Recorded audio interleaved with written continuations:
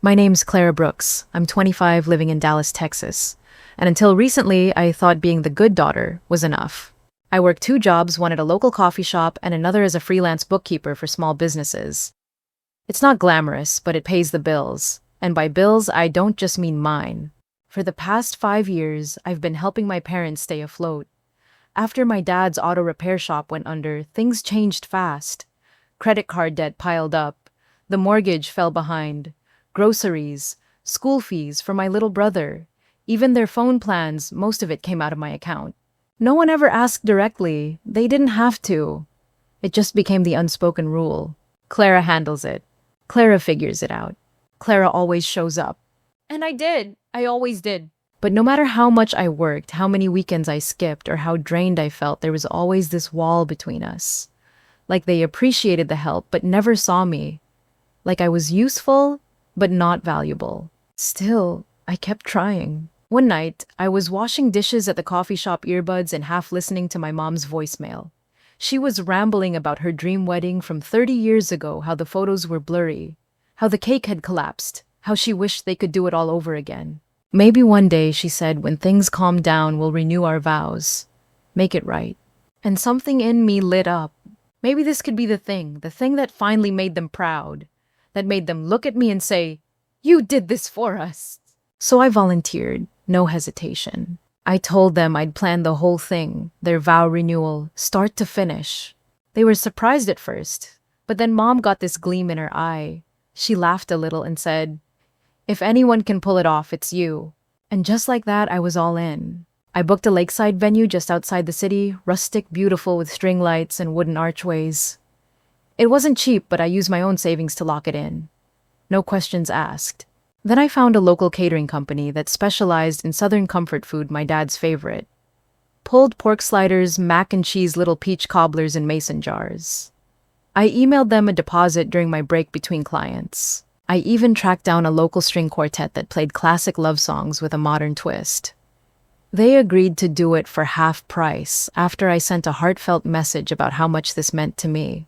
I was up late every night, Googling floral arrangements, designing invitations, budgeting every penny. My bedroom looked like a wedding planner's war zone. Fabric swatches, sample menus, to-do lists on every wall. All the while, I was still working full shifts at the cafe, managing spreadsheets for clients after midnight, and sending money home when the electric bill came due. But I didn't complain, because in my head, this was the moment I'd finally get there. The moment my parents would hug me and say, "Clara, we're proud of you. Thank you." I imagined my mom tearing up when she saw the venue. My dad getting choked up when the music started. I pictured their hands joined, renewing their vows under the golden light of sunset. With me, standing off to the side, smiling finally enough. That image got me through every late night, every overdraft fee, every time I had to say no to something I wanted because the money had to go elsewhere. This wasn't just about a party. This was about proving my worth. But the thing is, I didn't know what was really coming. And it wasn't love. It wasn't pride. It wasn't even a thank you. What came next was something else entirely. And I never saw it coming. So I kept going. Every morning, I woke up at 5, threw on my apron, and opened the cafe by 6. By 1, I was back home logging into bookkeeping software and sending invoices for clients I'd never even met in person. Then came the planning. Venue checklists, seating charts, vendor contracts. And somehow, between all that, I was still helping my little brother Max with his math homework and packing his lunch for school. He's 13, smart, funny, and a little awkward, but he means the world to me. He once asked why I was always tired. I told him, because making dreams come true takes energy. He believed me. I wished I did too. And just when I thought I couldn't take on anything else, Elijah came back. We grew up next door to each other. He moved away after high school, joined the Navy, and kind of disappeared for a while. But now he was back just for a few months. He said he needed a break, a reset. We ran into each other at the grocery store of all places. I was juggling a bag of party favors and a box of mac and cheese. He caught the mac and said, "Still doing everything at once, huh?" I laughed, but only a little. Elijah started showing up after that. Small things like fixing the jammed cabinet in my kitchen, bringing takeout when I forgot to eat, One night, he even helped me hang fairy lights across my bedroom wall to test out what the reception setup might look like. We sat on the floor afterward, eating fries and talking about old times. He told me about the time he nearly drowned in a swimming pool when we were kids, how I jumped in after him without even thinking. I said, I didn't remember that. He said, that's the kind of person you are. You save people without even noticing. And I swear something shifted inside me when he said it. We started texting late at night. Just small stuff, funny memes, old inside jokes, photos of ugly cakes we found online while searching for vendors. But those messages became a comfort, like a quiet thread pulling me back to myself. Meanwhile, my parents were relentless. Every day, my phone buzzed with messages from them. Don't forget the centerpieces. They should match the archway. Your dad needs a new suit. Navy blue, not gray. Did you book a hairstylist for me yet? No thank yous, no appreciation, just a constant stream of instructions. It was like they'd handed me a job and forgotten I was their daughter.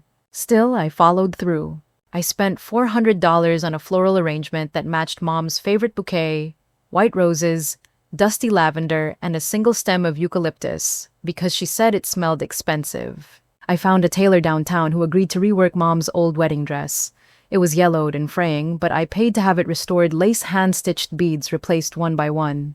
Then I dropped another $200 on a custom-fitted suit for Dad, because he said the ones at the mall made him look cheap. My bank account was draining fast. Every time I got paid, the money vanished into another wedding detail. I told myself it would all be worth it, that their faces on the big day would make up for the empty fridge and the overdraft notices. But the truth? Deep down, I was tired. Not just physically. I was tired of chasing love that only came in conditional forms. Tired of proving my worth in checklists and to-do lists. And yet I kept going. Because hope is a funny thing. It doesn't show up as a scream. It's quiet. A whisper that says, maybe this time they'll see you. And I still believe that. Until everything changed. It was a Thursday night when Elijah said it.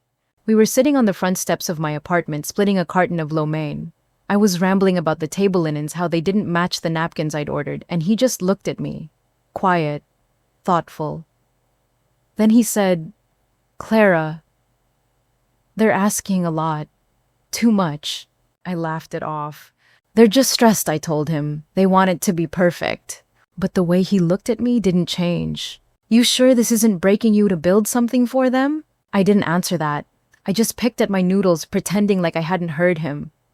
But the words sat with me even after he left. Still, I kept pushing forward. Because that's what I do. But over the next week, things started to feel off. Little things at first. I texted my mom to confirm her final guest list. She took 2 days to reply, and when she finally did, she just wrote, "Whatever you think is best, sweetie." I called Dad to double-check if he wanted the band to play their wedding song at the end of the night. He said, "Hey, surprise us. Surprise them." I'd been begging for direction, and now, suddenly, they were indifferent. They used to be all over every detail, texting me at midnight about centerpiece colors, sending links to hair inspiration for Mom. But now the closer we got to the big day, the more distant they became. I told myself they were just busy, maybe preoccupied with their vows, maybe nervous about renewing their commitment in front of a crowd. But in my gut, something didn't sit right. I remember standing in line at the flower shop trying to finalize arrangements when I got a text from Mom. Just 2 words. "You good." That was it. No mention of the event, no follow-up, just vague concern. I replied, "Almost done with flowers. Do you want the blue hydrangeas or the cream peonies?" No response. Not that day, not the next. I started catching myself refreshing my phone more than usual, checking to see if she'd read the message, calling once then twice only to get her voicemail. When I brought it up at dinner a few nights later, her response was strange. "You handle it best, sweetie. We trust you." It should have felt like a compliment. Instead, it felt like a dismissal. I tried to smile and nod, but inside something flickered, like a match lit in a dark hallway. Brief, but enough to make me pause. I told Elijah about it that night. He was helping Max with algebra at our kitchen table. I said, "Is it weird they don't seem excited anymore?" He looked up from Max's notebook, met my eyes, and said, "Honestly, yeah." I didn't know what to say to that, because part of me knew something was off. But the other part, the bigger, louder part, kept telling me I was just tired, that maybe I was overthinking, that if I just finished strong, they'd come around. Because that's what good daughters do, right? We don't doubt. We deliver, even if the people we love are slowly pulling away. Even if something deep down is whispering, this doesn't feel right. But I didn't listen. I had too much invested, too much time, too much hope. And sometimes when you want something badly enough, you learn how to ignore the signs, even when they're staring you in the face. The morning of the vow renewal felt like a dream. I woke up early before the sun even broke the sky. My hands were shaking as I zipped the garment bag's mom's restored dress, dad's custom suit, making sure not a single thread was out of place. By noon, I was at the venue. It was beautiful. Candles flickered on each table. The string quartet was warming up with soft notes of Can't Help Falling in Love. White chairs lined the aisle facing the lake, golden light dancing across the water. I checked the programs, straightened the napkins, adjusted the place cards for the 5th time. Guests started arriving around 5. My aunt from Georgia, my parents' old neighbors, even my ex-boss from the accounting firm came smiling politely with a gift bag in hand. People kept asking the same question. "Where are your parents?" I smiled through clenched teeth. "On their way. Just running late." Inside, I was starting to panic. By 6 o'clock, I was pacing. The officiant checked his watch. The florist asked if she should start dimming the lights. Elijah stood in the corner, watching me like a lifeguard watches a swimmer out too far. Still no sign of them. I texted Mom, no response. Called Dad, straight to voicemail.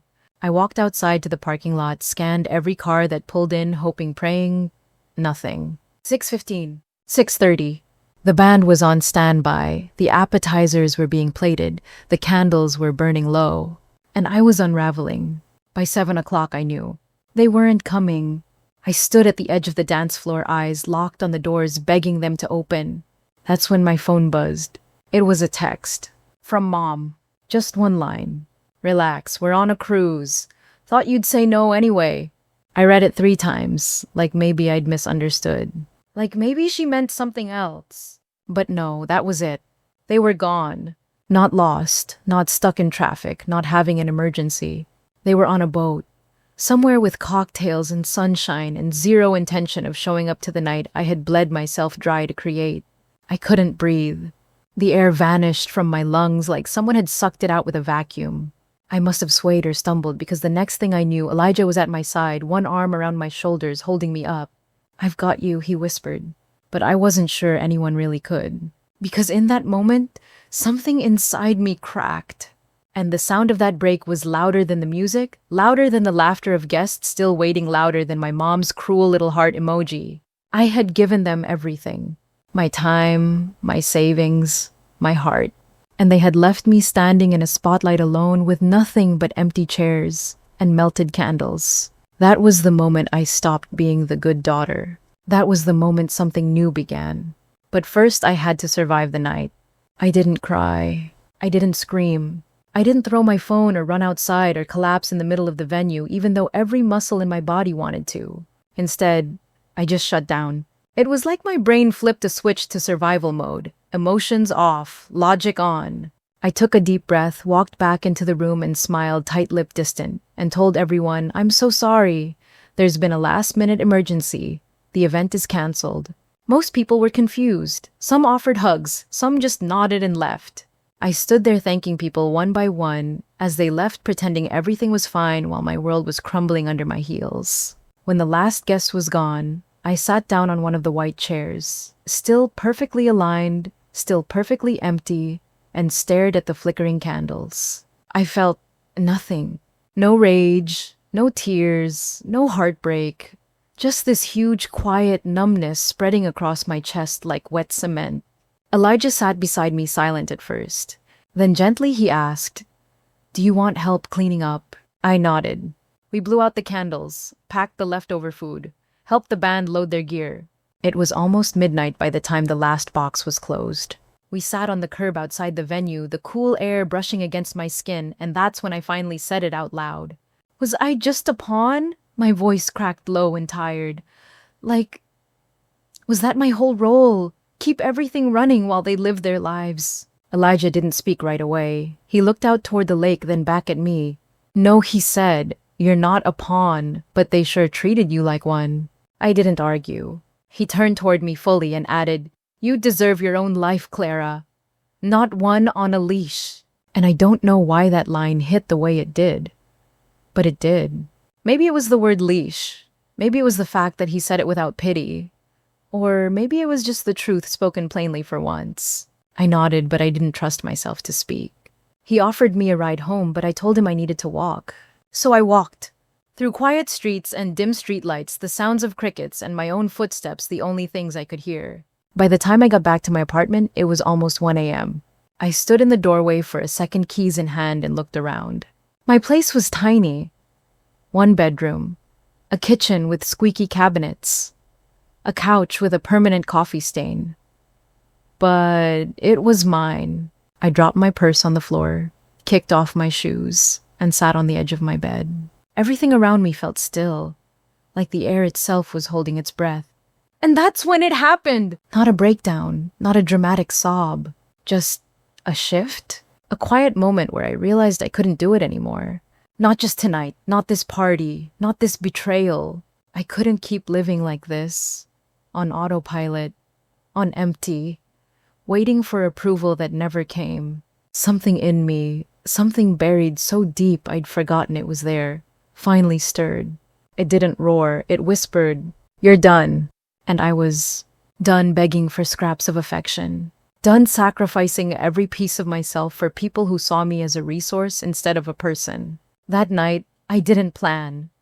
I didn't plot revenge. I didn't write some angry letter.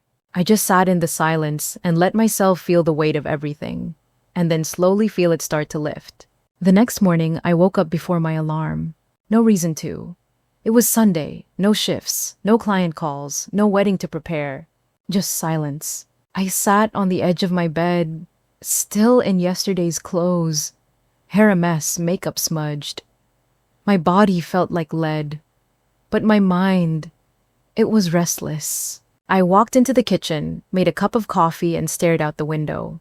The world kept moving, birds chirped, cars drove by, people jogged past my building like nothing had changed.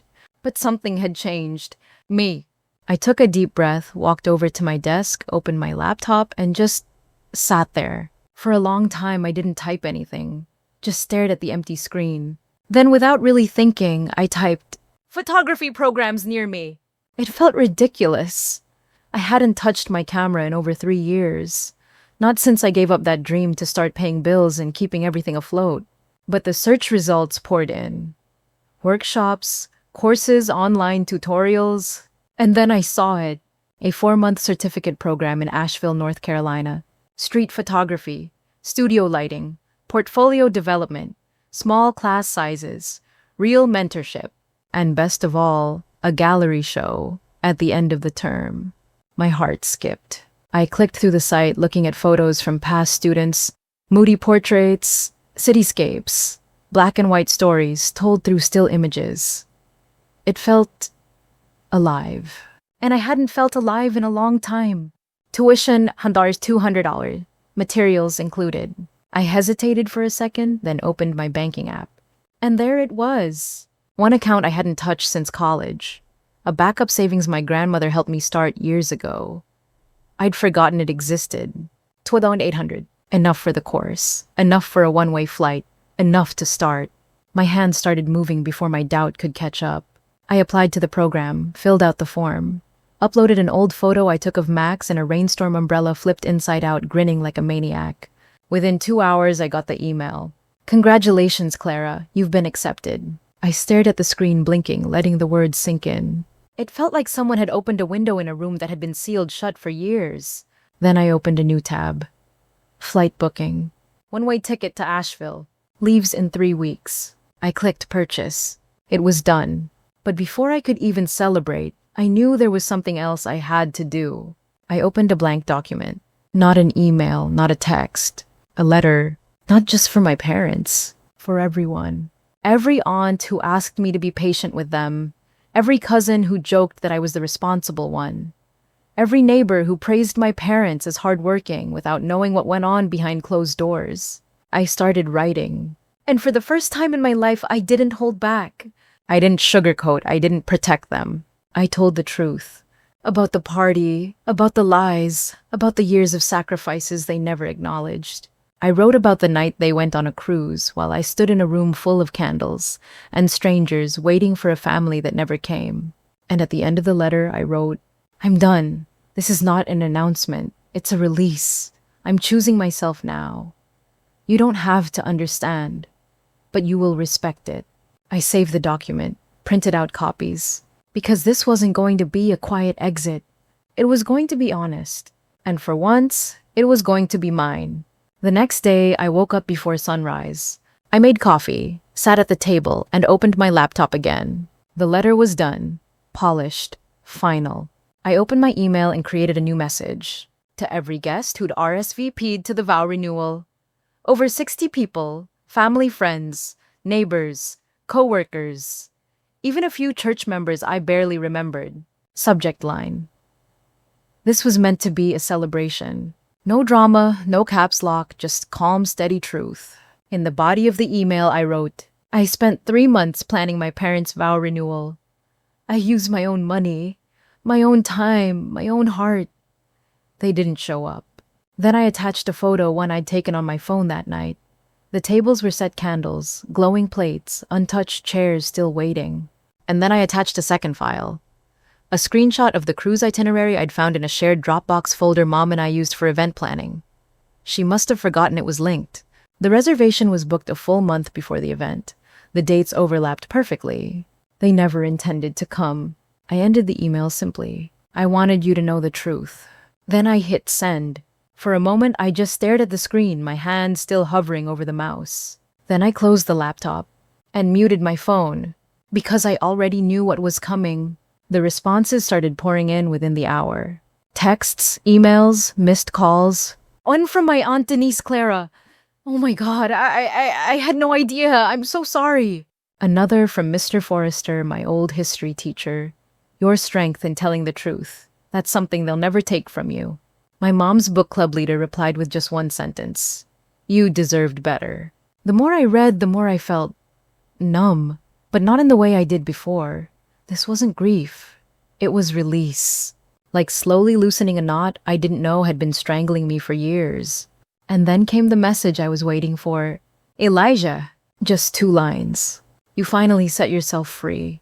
I stared at it for a long time before replying. Feels weird, but good. And it did. Weird, but good. It was like walking barefoot for the first time in years, unsteady, exposed, but real. I went outside, stood on the balcony, and breathed in the morning air. It didn't fix everything. My bank account was still low. My future was still uncertain. But I had something now I hadn't had in a very, very long time. Clarity. And honestly, that was enough for now. By the time my parents got back from their cruise, the damage had already been done. They came home to a storm they didn't see coming because for once they weren't the ones controlling the narrative. The story spread faster than I expected. My aunt forwarded the email to every cousin on both sides of the family. Someone screenshot it and posted it anonymously in a local Facebook group for our neighborhood. Within a few days, almost everyone who'd been in our orbit knew. Knew what they did? Knew what they didn't do? Knew what they let me carry while they were sipping cocktails in the middle of the ocean. My mom lost her spot on the volunteer committee she'd chaired for 6 years. They said it was due to a loss of trust. My dad, he'd been trying to restart his business with a few former clients. That dried up overnight. One even sent him an email that read, If this is how you treat your own daughter, I'm not trusting you with my money. They tried to fight it. At first they blamed me. Told people I'd exaggerated, that it was just a miscommunication. But screenshots don't lie. Photos don't lie.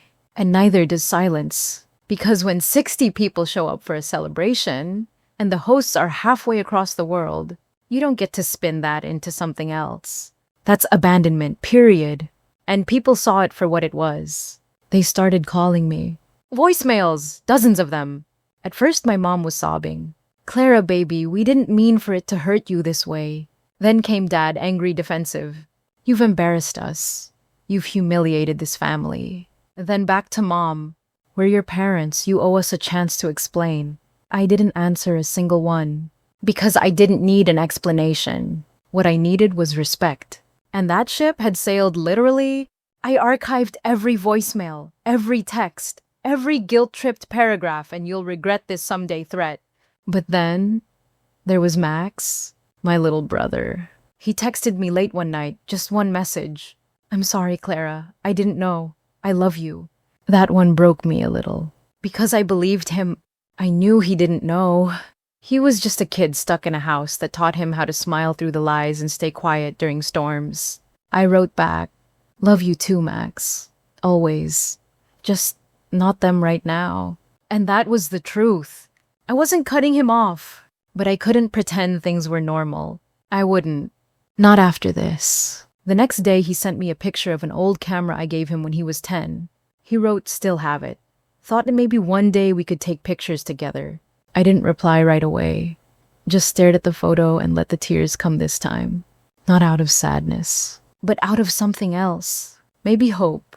Because for the first time, I wasn't the one keeping the family together. And I didn't want to be.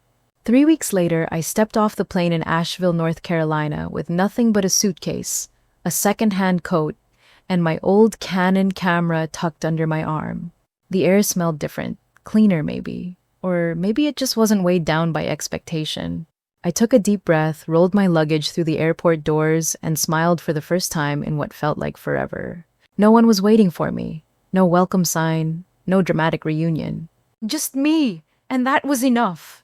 The art school was tucked into a quiet neighborhood just outside downtown. Brick buildings, ivy on the walls, students walking with paint-streaked jeans and camera bags bouncing against their sides.